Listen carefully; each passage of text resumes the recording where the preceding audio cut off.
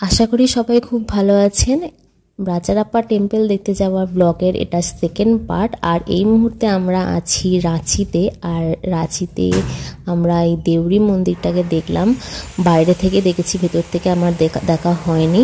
তারপর আমরা এই চায়ের দোকানটায় দাঁড়িয়েছিলাম চা খাওয়ার জন্য। আর আমার কর্তার খুব খিদে পেয়ে গেছিলো, তাই সে মুড়ি আর চপ নিয়ে খেতে শুরু করে দিয়েছে। আর সকালবেলার এই হালকা মিষ্টি রোদে দাঁড়িয়ে চা খেতে বেশ ভালো লাগছিল। ততক্ষণে আমিও একটুখানি ভিডিও করে নিলাম। তারপর ভিডিও করতে করতে তারপর চা খেতে খেতে তারপর আবার চা খাওয়ার পর আবার আমাদের যাত্রা শুরু হয়ে গেল। এরপরে আমরা সিধে গিয়ে দাঁড়ালাম এই মা হোটেলে। এখানে আমরা ব্রেকফাস্ট করব।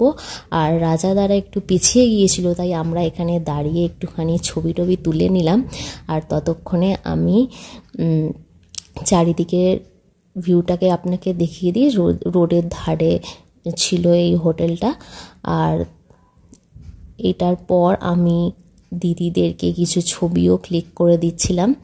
তারপর ছবি তোলার পর আমরা দুজনেও, আমি আর আমার কর্তা দুজনেও একটু ছবি তুলে নিলাম। তারপর চলে গেলাম রেস্টুরেন্টের ভেতরে। সবাই চলে আসার পর, আর এটি হচ্ছে রাজাদার মেয়ে। তারপর আমরা খাবার অর্ডার করে দিয়েছিলাম।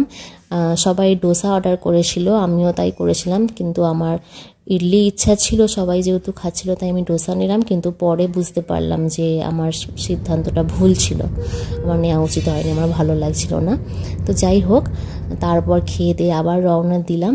আর যেহেতু বলেছিলাম যে ডেস্টিনেশনটা তো অবশ্যই সুন্দর, তার থেকে জার্নিটা আরও বেশি সুন্দর। আর সেটা কেন বলেছিলাম সেটা এরপর থেকে নিশ্চয়ই আপনারা বুঝতে পারবেন। এরপর থেকে ভিউগুলো এত সুন্দর বলার মতন নয়। যেতে যেতে সেগুলোকেই আমি ক্যাপচার করছিলাম। আমি নয়, সামনে যেহেতু দিদি বসেছিল, মানে আমার ননদ বসেছিল, তো সেই ভিডিওগুলো করছিল, কেননা সামনে থেকে ভিডিওগুলো খুবই সুন্দর আসছিল।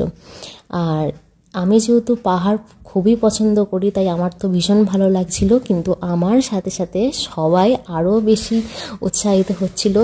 যখনই খুব সুন্দর কোনো ভিউ আসছিল তখনই বলে উঠছিল যে এখানটা ক্যাপচার করার জন্য। তো খুবই ভালো লাগছিল।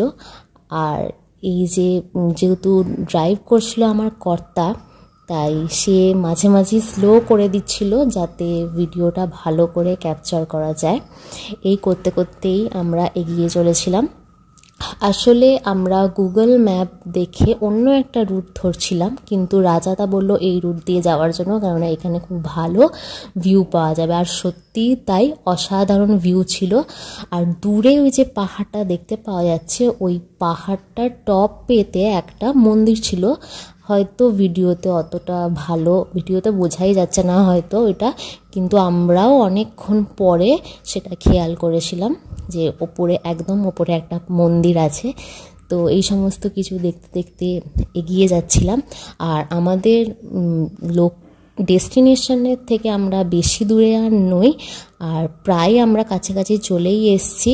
আর মন্দিরে পৌঁছে যাওয়ার ভিডিওটা নেক্সট পার্টে আসবে। ততক্ষণ ভালো থাকবেন।